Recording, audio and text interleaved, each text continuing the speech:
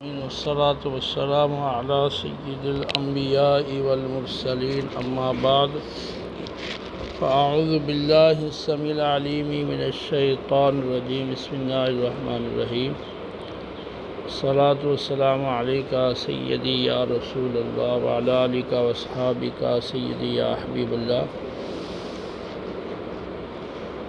کتاب الوحی صحیح بخاری 7ویں روایت. پہلے راوی ہیں ابو الیمان حکم بن نافع، دوسرے راوی ہیں شعیب، تیسرے راوی زہری، چوتھے راوی عبید اللہ بن عبداللہ بن عتبہ بن مسعود، پانچویں راوی ہیں عبداللہ بن عباس رضی اللہ تعالی عنہما. عبداللہ بن عباس رضی اللہ تعالی عنہ نے خبر دی کہ ابو سفیان بن حرب نے بتایا کہ ہرقل نے اس کی طرف پیغام بھیجا اس حال میں کہ وہ قریش کے سواروں میں موجود تھا.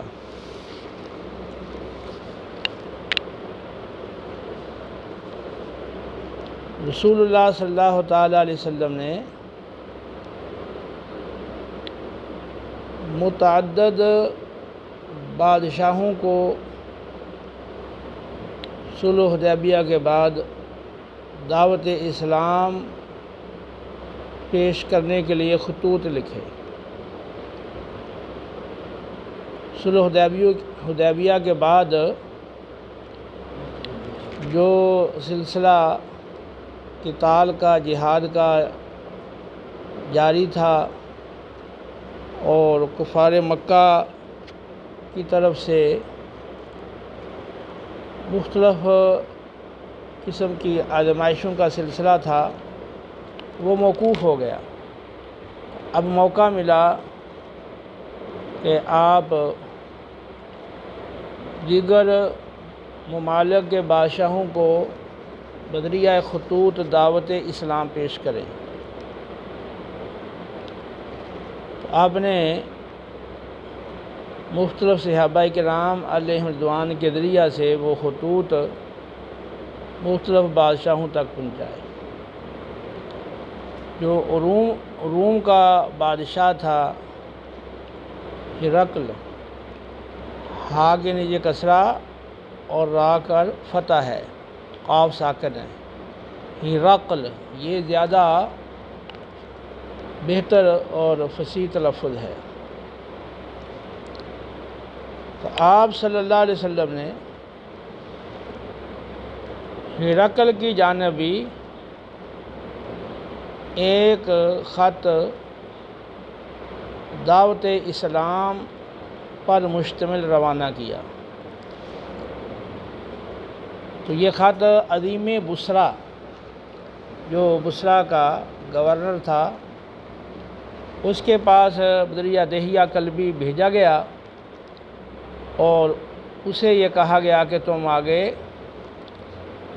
ہرقل تک پہنچا دو. تو یہ جب خط ہرقل تک پہنچا تو ہرقل اپنے دارالسلطنت حمص سے ایلیا یعنی بیت المقدس آیا ہوا تھا. اہل فارس یعنی اہل ایران کے ساتھ اس کی جنگ گزشتہ زمانوں میں ہوتی رہی. تو اس آخری بار یہ ہرقل ایرانیوں پر غالب آ گیا اور ایرانیوں سے اپنے مقبوضہ علاقے چھڑا لیے، اسے فتح ملی. تو یہ اس کے شکرانے میں اپنے دارالسلطنت حمص سے پیدل ایلیا یعنی بیت المقدس حاضر ہوا۔ راستے میں اس کے لیے قالین بچھائے گئے۔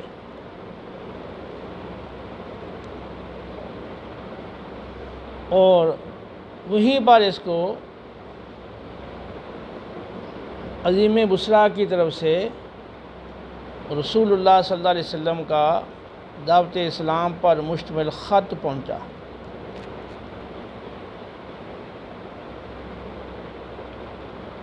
یہ وضاحت مسند احمد بن حنبل والی اسی روایت کے اندر موجود ہے۔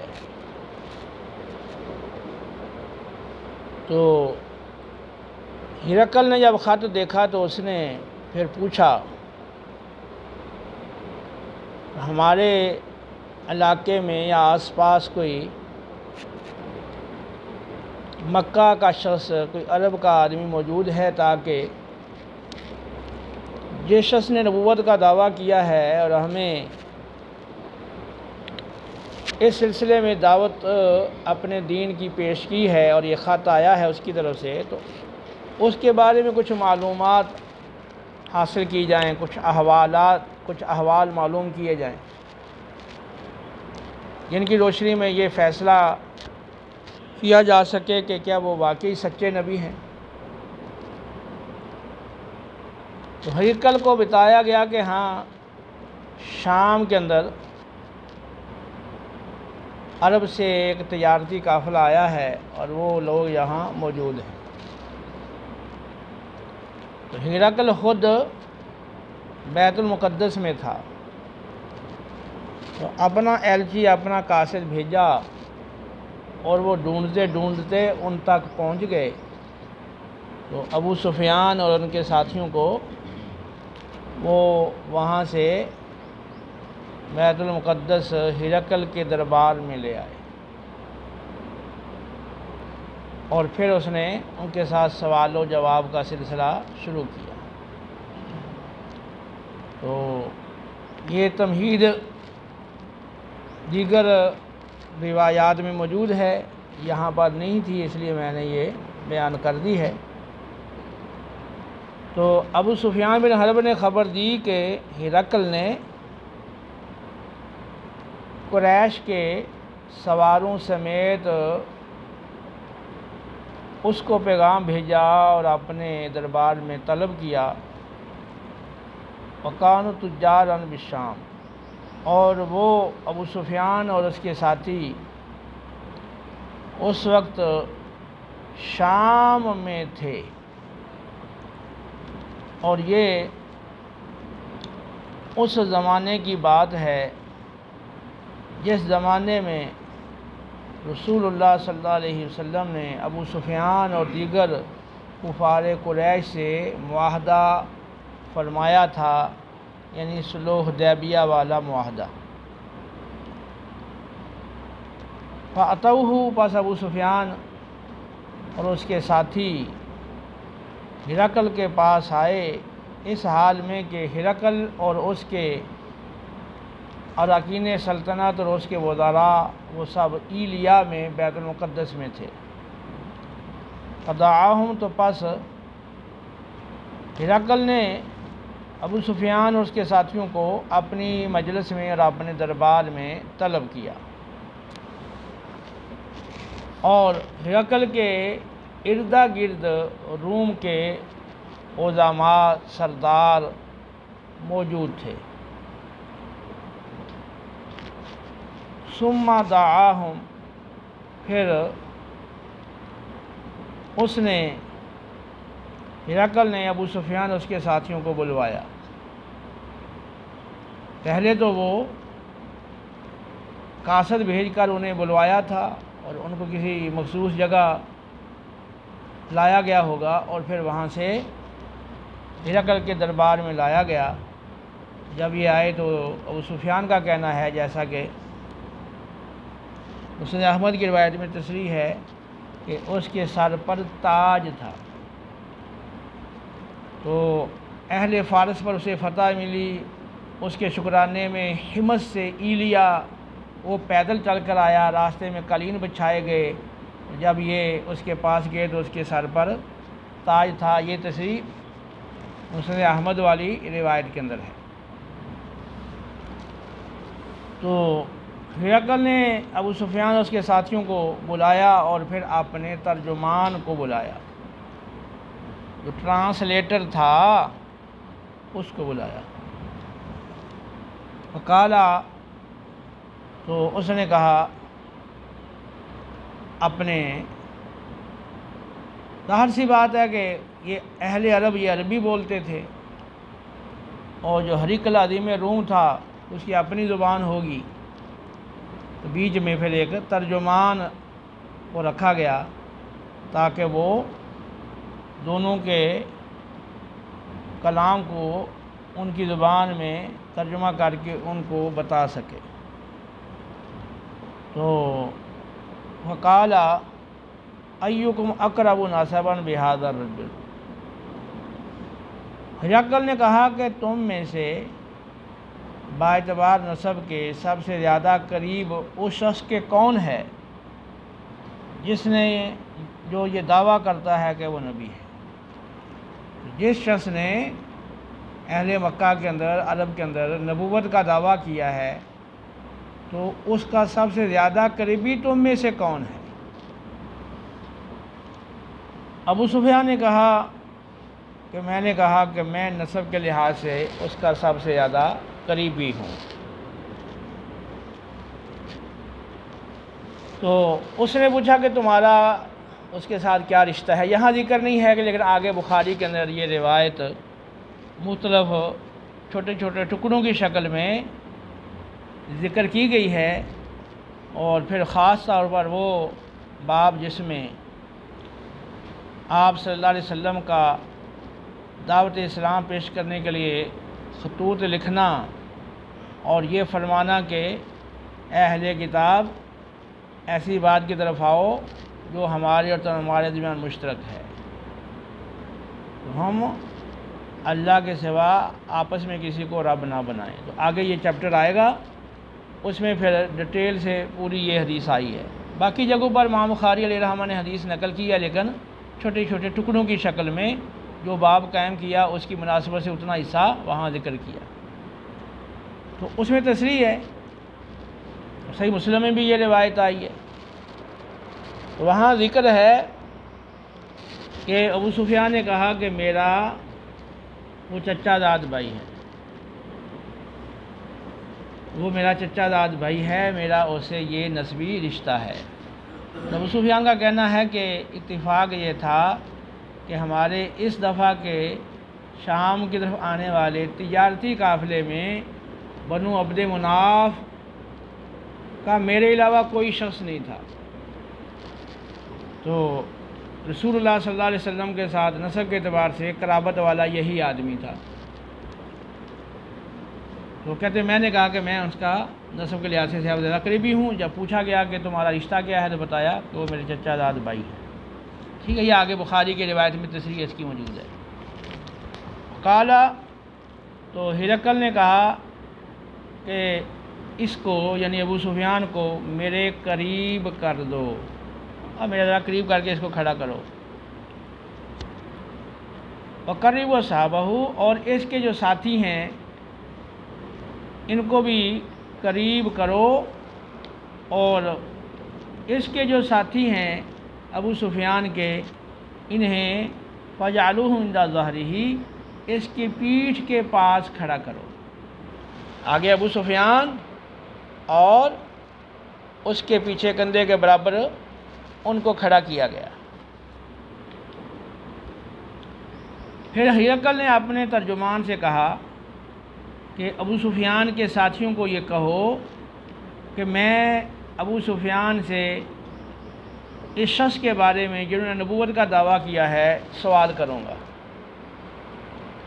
تو فَإِن کذبنی، اگر یہ مجھ سے غلط بیانی کرے اور مجھ سے جھوٹ بولے تو تم اس کو جھٹلا دینا اور اس کے جھوٹ کو ظاہر کر دینا۔ اب ابو سفیان کو آگے کھڑا کر لیا، ساتھیوں کو پیچھے کھڑا کر لیا، اور ترجمان کے ذریعے ان کو کہا بھی اگر ابو سفیان جھوٹ بولے نا تو تم پیچھے سے بتا دینا اشارہ کر کے بھی یہ جھوٹ بول رہا ہے۔ واللہ ابو سفیان کہتا ہے اللہ کی قسم اگر مجھے اس بات کی حیا اور شرم نہ ہوتی کہ جو میرے ساتھی ہیں وہ میرے جھوٹ کو بیان کر دیں گے اور اس کو نقل کریں گے تو میں ضرور جھوٹ بولتا رسول اللہ صلی اللہ علیہ وسلم کے بارے میں، لیکن اب مجھے اندیشہ تھا کہ میرے ساتھی پیچھے کھڑے ہیں تو انہوں نے میرا جھوٹ بتا دیا تو پھر مجھے ذلت اٹھانا پڑے گی، تو اس لیے میں جھوٹ نہیں بول سکا چاہتے ہوئے بھی، کیونکہ اس نے طریقہ ہی ایسا اختیار کیا کہ اس کے لیے جھوٹ بولنے کی گنجائش نہیں رہی۔ ابو سفیان کہنے لگا کہ سب سے پہلے اس نے مجھ سے یہ سوال کیا کہ جس شخص نے تم میں نبوت کا دعویٰ کیا ہے اس کا تمہارے مابین نسب کیسا ہے؟ تم اہل مکہ ہو تو تمہارے درمیان اس کا کیسا نسب ہے؟ تو ابو سفیان کہتا ہے میں نے کہا کہ وہ ہم میں عالی نسب ہیں، اونچے نسب والے ہیں۔ پھر اس نے سوال کیا کہ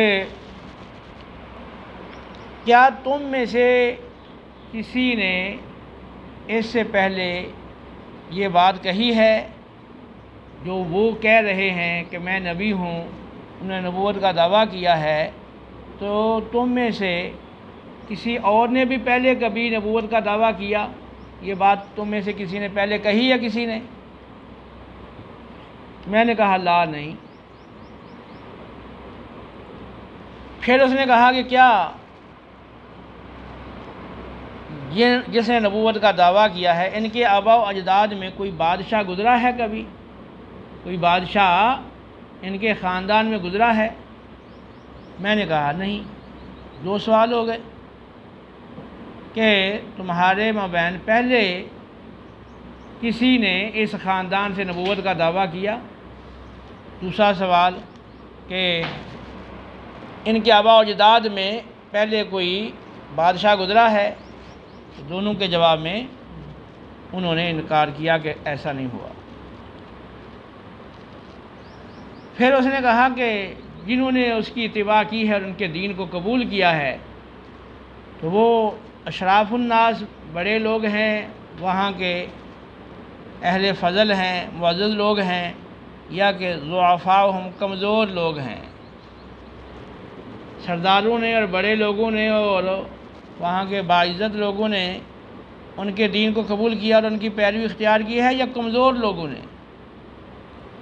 تو ابو سفیان نے کہا میں نے کہا کہ جو کمزور اور ضعیف لوگ ہیں، جو کم درجہ کے ہیں، تو انہوں نے ان کی دعوت کو قبول کیا، ان کی پیروی کو اختیار کیا۔ ہرقل نے کہا کہ کیا وہ بڑھ رہے ہیں یا کم ہو رہے ہیں؟ جو ان کے متابعین ہیں ان کی تعداد میں اضافہ ہو رہا ہے یا کمی ہو رہی ہے؟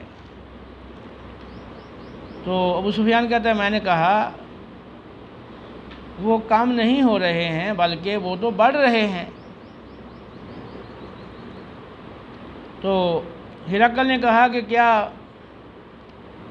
جو اس کے پیروکار ہیں ان میں سے کوئی اس کے دین سے بیزار ہو کر، متنفر ہو کر اور ناراض ہو کر مرتد ہوا ہے؟ کسی نے ان کے دین سے نفرت کرتے ہوئے ان سے انحراف کیا ہے اس دین میں داخل ہونے کے بعد؟ یعنی کوئی مسلمان مرتد بھی ہوا ہے؟ تو ابو سفیان کہتا ہے میں نے کہا کہ نہیں۔ پھر اس نے کہا ہرقل نے کیا تم اس کو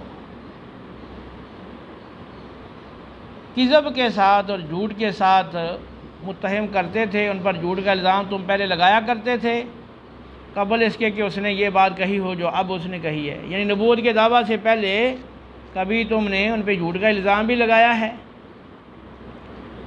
تو میں نے کہا نہیں۔ ابو سفیان کہتے ہیں میں نے کہا کہ نہیں، کبھی ایسا نہیں ہوا کہ ہم نے ان پر جھوٹ کا الزام لگایا ہو کسی بات کے سلسلے میں۔ تو ہرقل نے کہا کہ فہل یغدر، کیا انہوں نے کبھی عہد شکنی بھی کی ہے، کوئی عہد کر کے اس کو توڑا ہو؟ میں نے کہا نہیں، لیکن ہم اس کے بارے میں ایک ایسی مدت اور ایسے معاہدے کے اندر ہیں، یعنی ہمارا ان سے ایک معاہدہ ہوا ہے اور صلح حدیبیہ والا، ہم نہیں جانتے کہ وہ اس میں کیا کرنے والے ہیں۔ اب تک تو عہد شکنی نہیں کی، لیکن اب ہمارا ان کا معاہدہ چل رہا ہے، اب اس میں نہیں پتہ وہ کیا کرتے ہیں۔ لیکن مسند احمد کی روایت میں ہے کہ اس میں یہ ہے کہ ابو سفیان نے کہا کہ ہمارا ایک ان سے معاہدہ اب جاری ہے، ہمیں خوف ہے کہ وہ ہمارے ساتھ عہد شکنی کریں گے۔ لیکن یہاں پر یہ نہیں ہے، یہاں یہ ہے کہ پتہ نہیں کیا کریں گے، لیکن مسند احمد کی روایت میں ہے کہ ہمیں خوف ہے کہ وہ ہمارے ساتھ عہد شکنی کریں گے، لیکن ابھی تک عہد شکنی کی نہیں ہے۔ ابو سفیان کہتا ہے کہ بس یہ ایک بات جو میں نے اس میں داخل کی، اس کے علاوہ کوئی اور بات میں داخل کرنے پر قدرت نہیں پا سکا، یعنی اور کوئی ان کے بارے میں ایسی بات نہیں کہہ سکا جو ان کی شان و عظمت پر ہر کوئی حرف آتا ہو، لیکن یہ ایک بات میں نے کہہ دی کہ ہاں ہمارا ان سے معاہدہ چل رہا ہے، اب ہمیں اندیشہ ہے کہ وہ اس میں ہم ہمارے ساتھ عہد شکنی کریں گے۔ اس نے کہا ہرقل نے، کیا تم نے کبھی اسے جنگ کی ہے؟ تو ابو سفیان کہتے ہیں کہ میں نے کہا ہاں۔ تو ہرقل نے کہا کہ پھر تمہاری اس کے ساتھ جنگ کیسی رہی، تمہارا اس کے ساتھ قتال اور تمہاری لڑائی اس کے ساتھ کیسی رہی؟ میں نے کہا کہ جنگ ہمارے اور اس کے درمیان ایک ڈول کی طرح ہے، کبھی وہ ڈول ہم سے وہ پا لیتے ہیں، چھین لیتے ہیں، کبھی وہ ڈول ان سے ہم پا لیتے ہیں اور چھین لیتے ہیں، یعنی کبھی وہ غالب آ جاتے ہیں، کبھی ہم غالب آ جاتے ہیں، ایسا کبھی نہیں ہوا کہ ہمیشہ ہم یا وہ غالب رہیں۔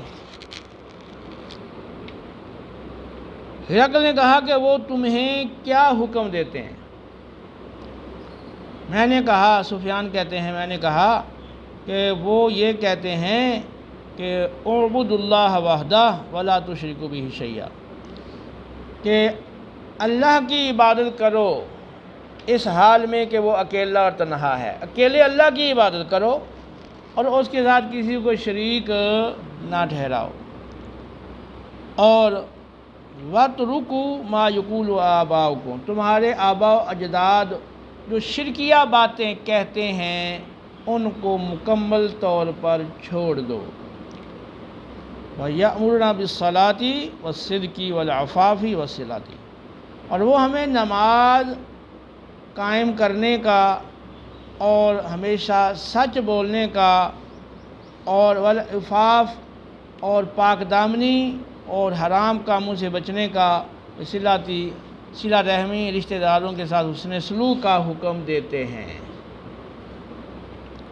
نماز، سچائی اور پاک دامنی اور صلہ رحمی، ان باتوں کا ہمیں حکم دیتے ہیں۔ تو اس میں دیکھ لیں کہ حضرت خدیجہ الکبریٰ رضی اللہ تعالی عنہا نے پہلی وحی اترنے کے بعد آپ صلی اللہ علیہ وسلم کو تسلی دیتے ہوئے آپ کے جن اوصاف حسنہ کا ذکر کیا تھا، تو اس میں سب سے پہلے سچائی کا ذکر ہے۔ اگرچہ یہاں جو پہلے روایت آئی ہے اس میں سچائی کا ذکر نہیں ہے، لیکن باقی جگہوں پر جو روایت آئی ہے تو وہاں پہلے سچائی کا ذکر ہے۔ اچھا، صلہ رحمی کا وہاں بھی ذکر ہے اور صلہ رحمی کا یہاں بھی ذکر ہے۔ تو یہ دو چیزیں، سچائی اور صلہ رحمی، تو وہ اس وقت ابو سفیان وہ کافر تھا اور آپ کا سخت دشمن تھا، اس کے باوجود وہ آپ کی سچائی کی اور آپ کی صلہ رحمی کی وہ گواہی دے رہا تھا۔ اور ساتھ انہوں نے کہا کہ نماز کا حکم دیتے ہیں اور ہمیں پاک دامنی اختیار کرنے کا وہ حکم دیتے ہیں، اور پھر توحید کی دعوت دیتے ہیں، شرک سے اجتناب کا کہتے ہیں، اپنے آباء و اجداد کی شرکیہ باتوں کو چھوڑنے کا ہمیں کہتے ہیں۔ تو ہرقل نے اپنے ترجمان سے کہا کہ تم اس کو کہو کہ میں نے تجھ سے ان کے نسب کے بارے میں سوال کیا تو تو نے کہا کہ وہ تمہارے اندر عالی نسب والے ہیں، وَكَذَلِكَ الرُّسُلُ تُبْعَثُ فِي نَسْبِ قَوْمِهَا، رسول اسی طرح ہوا کرتے ہیں، وہ اپنی قوم کے عالی نسب میں بھیجے جاتے ہیں۔ رسولوں کو ان کی قوم کے عالی نسب میں، جو عالی نسب قوم ہوتی ہے، اعلیٰ نسب والی، ان کے اندر ان کو بھیجا جاتا ہے۔ تو جو رسل کی اور نبوت کی ایک علامت وہ جو یہ ہے، وہ تم نے خود بتایا کہ ان کے اندر موجود ہے، کہ وہ تمہارے اندر عالی نسب ہے۔ میں نے تم سے پوچھا کہ کیا تم میں سے کسی نے یہ بات پہلے بھی کہی ہے، کسی نے نبوت کا دعویٰ کیا ہے؟ تو نے کہا ہے نہیں۔ تو میں نے کہا کہ اگر کسی نے ان سے پہلے یہی بات کہی ہوتی ہے، نبوت کا دعویٰ کیا ہوتا، تو میں کہتا کہ یہ ایک آدمی ایسا ہے جو پہلے کہی گئی بات کی پیروی کر رہا ہے، پہلے بھی کسی نے نبوت کا دعویٰ کیا، اس کو دیکھ کر اس نے بھی نبوت کا دعویٰ کر دیا۔ لیکن تم نے کہا کہ پہلے کسی نے نبوت کا دعویٰ نہیں کیا، یہ پہلا شخص ہے جس نے نبوت کا دعویٰ کیا۔ ظاہر سی بات ہے، حضرت اسماعیل علیہ السلام کے بعد پھر بڑا کثیر عرصہ گزر گیا، اور آخر میں پھر رسول اللہ صلی اللہ علیہ وسلم کی تشریف آوری ہوئی، تو وہاں کسی نے نبوت کا دعویٰ نہیں کیا۔ تو اس سے پتہ چلا کہ پہلے کسی شخص کی وہ پیروی نہیں کر رہے جس نے یہ بات کہی ہو۔ اور سالتوں کا میں نے تو اسے پوچھا ہے کہ کیا ان کے آباء و اجداد میں کوئی بادشاہ گزرا ہے؟ تو نے کہا ہے کہ نہیں۔ تو میں نے یہ دل میں سمجھا ہے اور کہا کہ اگر اس کے آباء و اجداد میں کوئی بادشاہ گزرا ہوتا تو میں کہتا کہ یہ جو شخص ہے اپنے آباء و اجداد کا جو ملک ہے اور ان کی جو بادشاہی اور اقتدار ہے وہ حاصل کرنا چاہتا ہے۔ تو لیکن یہاں تو پہلے کسی نے بادشاہی کا دعویٰ ہی نہیں کیا، تم خود کہہ رہے ہو۔ میں نے تو اسے پوچھا ہے کہ کیا یہ بات کہنے سے پہلے، ان کے نبوت کا دعویٰ کرنے سے پہلے تم ان کو جھوٹ کے ساتھ متہم کرتے تھے اور جھوٹ کا کبھی الزام لگایا کرتے تھے؟ تو تم نے کہا ہے نہیں۔ تو بس میں پہچان گیا ہوں کہ جو شخص لوگوں کے ساتھ اور جھوٹ نہیں بولتا وہ اللہ پر جھوٹ کیسے بولے گا؟ تو اعلان نبوت سے پہلے جو زندگی انہوں نے تمہارے درمیان گزاری ہے، کبھی جھوٹ نہیں بولا تم لوگوں سے۔ جب لوگوں سے جھوٹ نہیں بولتے وہ، تو اللہ سے جھوٹ کیسے بولیں گے؟ اللہ پر جھوٹ کس طرح وہ باندھیں گے؟ میں نے پوچھا ہے کہ لوگوں میں جو اشراف اور معزز اور بڑے لوگ ہیں انہوں نے اس کی پیروی کی یا کمزور لوگوں نے؟ تو تم نے کہا کہ کمزور لوگوں نے اس کی پیروی کی ہے۔ وہم اتباع الرسل، تو جو کمزور لوگ ہیں وہی رسولوں کے متبعین ہوا کرتے ہیں۔ یہ علامت جو نبوت کی ہے کہ کمزور لوگ ہمیشہ ان کو پہلے قبول کرتے ہیں، یہ علامت بھی موجود ہے نبوت کی ان کے اندر، تو نے خود بتایا ہے ہمیں۔ اور میں نے پوچھا کہ وہ بڑھ رہے ہیں یا گھٹ رہے ہیں؟ تو نے یہ بتایا کہ وہ بڑھ رہے ہیں۔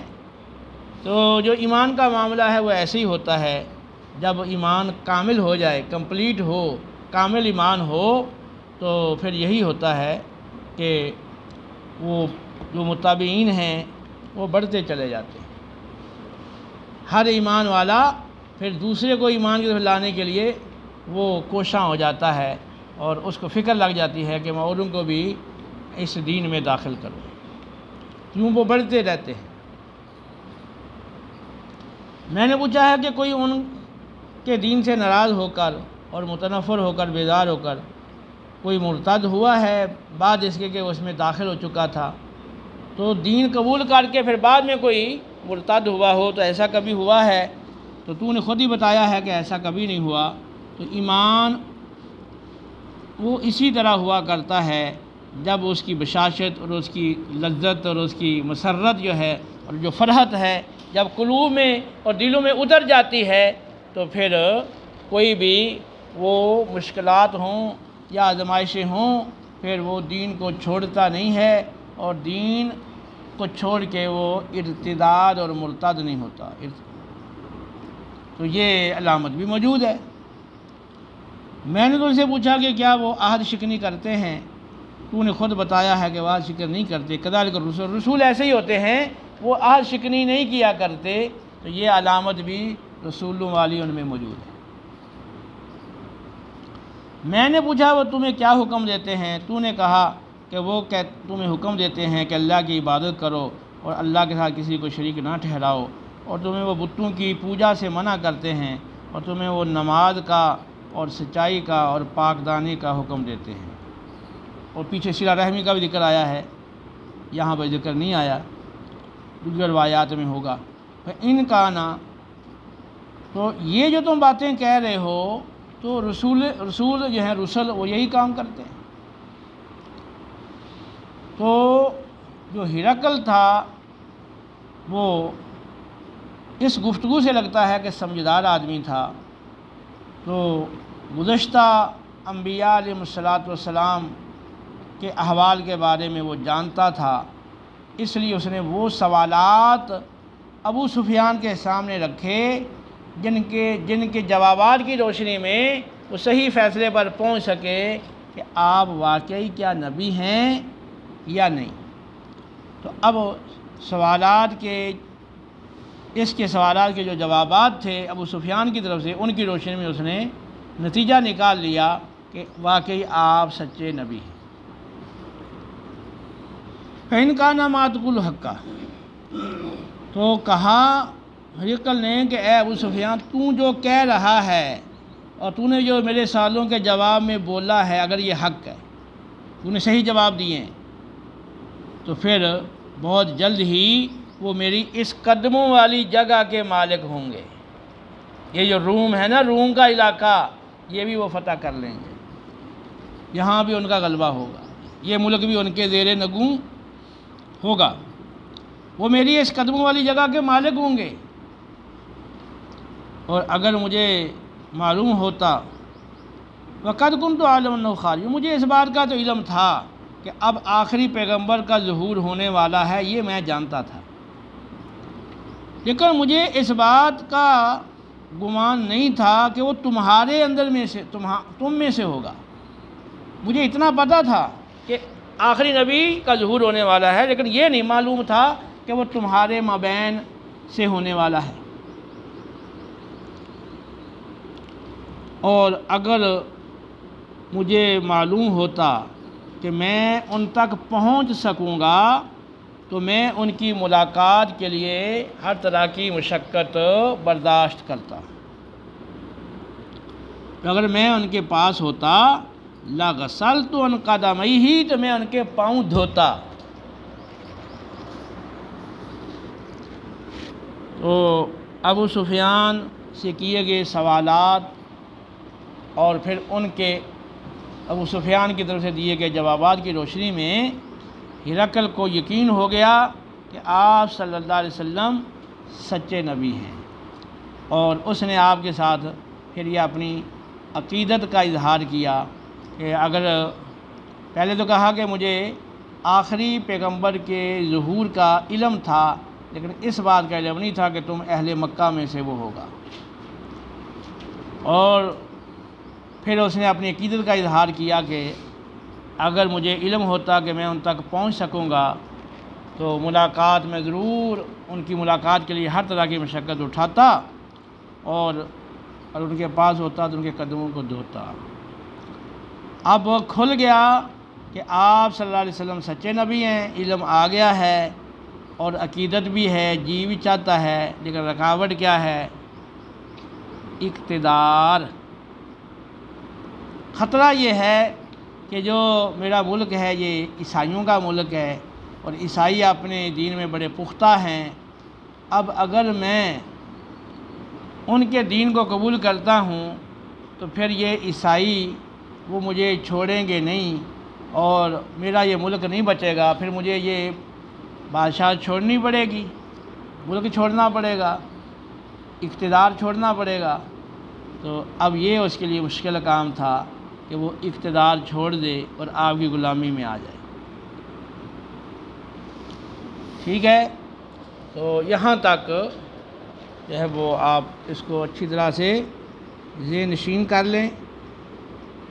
اس میں جو سوالات ذکر کیے گئے ہیں اور پھر اس کے جوابات دیے گئے ہیں، ان میں انبیاء علیہ الصلاۃ والسلام کی علامات یعنی علامات نبوت کا ذکر ہے، جو آپ صلی اللہ علیہ وسلم میں بدرجہ کمال بدرجہ اتم موجود تھی، تو اس لیے اس نے یقین کر لیا کہ آپ واقعی سچے نبی ہیں۔ لیکن آگے مزید آپ دیکھیں گے، آگے خط کا ذکر آ رہا ہے جو آپ صلی اللہ علیہ وسلم نے دہیہ قلبی کے ذریعے عظیم بصرہ تک پہنچایا تھا، اور اس کو کہا گیا تھا کہ ہرقل تک پہنچا دے، تو پھر وہ خط اس نے ہرقل تک پہنچا دیا، اور ہرقل جو ہے وہ اہل فارس پر غلبے اور فتح کی خوشی اور شکرانے میں اپنے دارالسلطنت ہمت سے پیدل ایلیا یعنی بیت المقدس آیا ہوا تھا۔ تو یہاں اس کو وہ خط پہنچ گیا، اور پھر اس نے کہا کہ عرب کے کچھ لوگ اگر یہاں ہوں تو میرے پاس بلایا جائے تاکہ میں ان سے اس شخصیت کے احوال کی تفتیش کر سکوں جنہوں نے یہ خط بھیجا ہے۔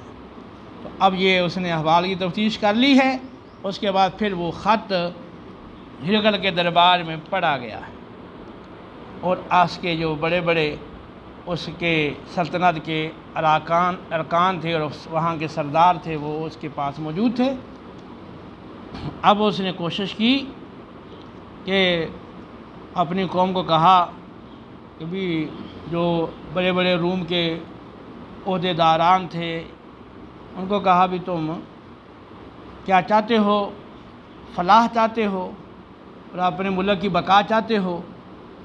اگر یہ لوگ اگر تم یہ چاہتے ہو تو پھر یہ ہے کہ اس نبی کی دعوت کو قبول کر۔ جب یہ بات سنی وہ تو بڑے غصے میں آ گئے کہ یہ بات اس نے کیا کہہ دی، ہم اپنا دین چھوڑ دیں؟ وہ سارے اٹھ کے بھاگے، دربار سے اٹھ کے بھاگے۔ تو اب ہیکل بڑا سمجھدار تھا، تو اس کو اس بات کا اندیشہ تھا، اس نے پہلے سے اس محل کے دروازے بند کر کے تالے لگوا دیے تھے۔ جب بھاگے تو اب وہ دروازے بند تھے، اب نکلنے کا راستہ ہی کوئی نہیں تھا۔ تو اس کو پتہ تھا بھی اگر یہ بھاگے اور باہر نکل گئے، باہر جا کے یہ شور مچا دیں گے تو پھر بہت بڑا فساد کھڑا ہو جائے گا، تو اس نے پہلے سے تالے لگوا دیے تھے۔ اب جب بھاگے اگے تالے تھے نہیں باہر نکل سکے، اس نے کہا دوبارہ بلاؤ ان کو میرے پاس، میری بات تو سنو۔ دوبارہ بلا لیا، وہ سارے آ گئے۔ کہنے لگا تم تو بڑے پکے ہو بھی اپنے دین میں تو تمہیں آزما رہا تھا کہ تم اپنے دین عیسائیت میں کتنے پختہ ہو، واقعی تم تو بڑے پختہ ہو، بڑی خوشی کی بات ہے ابھی ہیں، میں تمہاری آزما رہا تھا، تمہیں دیکھ رہا تھا بھی تم بلا کتنے کے پختہ ہو۔ تو اب یہ بات اس نے کہی، اب وہ راضی ہو گئے اس سے، ٹھیک ہے، انہوں نے پھر اس کو تعظیمی سجدہ کیا اور پھر وہ چلے گئے۔ آگے ذکر آ رہا ہے، تو وہ ہرقل پھر وہ اس کو پہلے امید تھی چلو بھی میری قوم مان جائے گی تو ہم اکٹھے جو ہے نا وہ پھر اسلام لے آئیں، لیکن جب وہ اپنی قوم سے مایوس ہو گیا تو اب اس نے بھی پھر اسلام لانے کا ارادہ ترک کر دیا، پھر اس کو ایمان نصیب نہیں تھا، بس وہ ایک روشنی تھوڑی سی آئی تھی اور اس کا قلب میں مائل ہوا تھا، لیکن جب دیکھا کہ اقتدار جاتا ہے اور میری رعایا نہیں مانتی تو پھر وہ اسلام سے وہ محروم رہا۔ اب وہ اتنی سمجھداری جو تھی پہلے والی، جو اس کے سوالوں کا انداز، جوابات سے نتیجہ نکالنا، تو اب وہ سمجھداری کدھر چلی گئی؟ یہاں پر وہ سمجھداری نے کام نہیں کیا۔ تو اسے کیا پتہ چلتا ہے؟ اقتدار کی ہوس اور حرص وہ انسان کو کتنا نقصان پہنچاتی ہے۔ ترمذی اور ابن ماجہ کی سند حسن سے روایت ہے، رسول اللہ صلی اللہ علیہ وسلم نے فرمایا دو چیزیں انسان کے دین کو اس قدر نقصان پہنچاتی ہیں، جو بھوکے بھیڑیے بکریوں کے ریوڑ میں داخل ہو جائیں وہ بھی اس قدر نقصان نہیں پہنچاتے۔ ایک حرص علی المال، مال کی حرص، اور دوسرا حرص علی الشرف، اقتدار کی حرص۔ مال کی حرص اور اقتدار کی جو حرص ہے، ہوس ہے، وہ بہت بڑا نقصان پہنچاتی ہے انسان کے دین کو۔ اور یہاں آپ نے بالکل دیکھ لیا کہ ہرقل وہ محض اقتدار کی خاطر وہ حق قبول کرنے سے محروم رہا اور آخرت میں ہمیشہ کے لیے عذاب کا حقدار بنا۔ صبر اس پہ کھل گیا تھا، آپ صلی اللہ علیہ وسلم کی نبوت اور رسالت کی حقانیت اس پہ واضح ہو گئی تھی، اور اس نے اپنی عقیدت کا اظہار بھی آپ کے ساتھ کیا، لیکن اقتدار کی خاطر پھر وہ آپ پر ایمان لانے سے میں محروم رہا۔ اس میں ہمارے لیے درس ہے، اور موجودہ جو سیاستدان ہیں اور جو سیاست میں بڑا شغف رکھتے ہیں، ان کے حالات کو آپ دیکھ لیں، ان کے حالات کو دیکھ لیں کہ کیا یہ سیاست کی وجہ سے اور اقتدار کے حصول کی خاطر اور ووٹ حاصل کرنے کے لیے کیا اپنے دین کا نقصان کرتے ہیں یا نہیں کرتے ہیں؟ وقت لگاتے ہیں، زندگیاں لگا دیتے ہیں، پیسہ اور اپنا مال اور جائیدادیں لگا دیتے ہیں، پھر حصول اقتدار کے لیے جھوٹ بھی بولتے ہیں، آج شکنیاں بھی کرتے ہیں، اور شریعت کے دیگر احکام کی بھی خلاف ورزیاں اور بے انصافیاں اور ظلم و ستم، اور جو ان سے ہو سکے وہ حصول اقتدار کے لیے سب کر گزرتے ہیں۔ یہ ایک ایسی ہوس اور حرص کہ اس کو پانے کے لیے پھر نہ دن کو چین ہے، نہ آرام، نہ رات کو چین آتا ہے، پھر وہ بھاگ دوڑ کے کسی طرح سے ہم وزیر بن جائیں، ہم MNA بن جائیں، سینٹ کے چیئرمین اور وزیر اعظم بن جائیں۔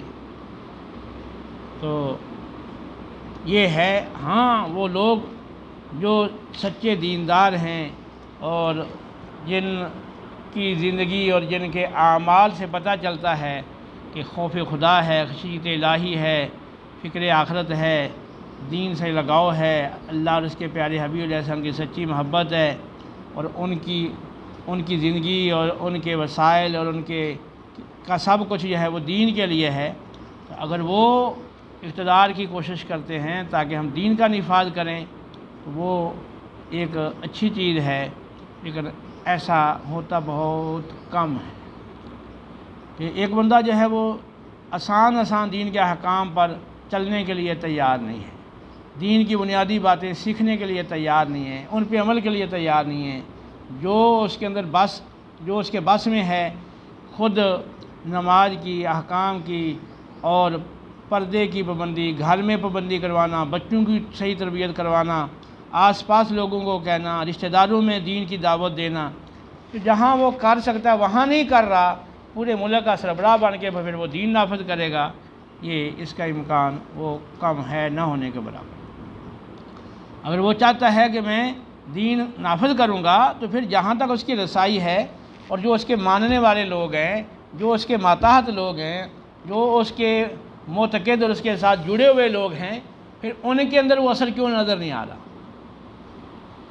تو اگر ان کے اندر اثر نظر آ رہا ہے تو پھر آگے بھی توقع کی جا سکتی ہے بہتری کی، اور اگر اس کے اپنی ذات میں، اس کی اپنی اولاد میں، اس کے اپنے گھر والوں میں، اس کے پڑوس میں، اس کے ماننے والوں میں اگر دین کی محبت اور دین پر عمل اور دین کے لیے قربانی وہ اگر نظر نہیں آ رہی تو پھر آگے اسے کوئی توقع نہیں، اور اگر یہاں نظر آ رہی ہے تو پھر آگے بھی توقع ہے۔ اللہ عمل کی توفیق دے، وما علینا الا البلاغ۔